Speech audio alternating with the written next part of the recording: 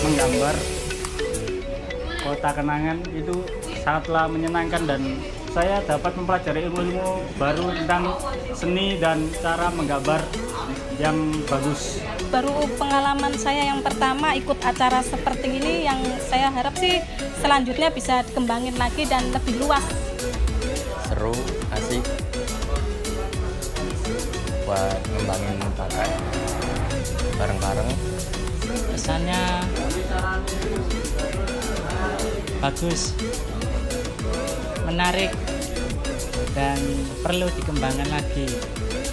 Mungkin menurut saya ini juga bisa menampung aspirasi teman-teman Gresik yang pengen menuangkan jiwa seninya tapi belum tahu di mana sih dia mau menuangkan jiwa seninya tersebut. Jadi semoga acara ini tetap jalan sampai kota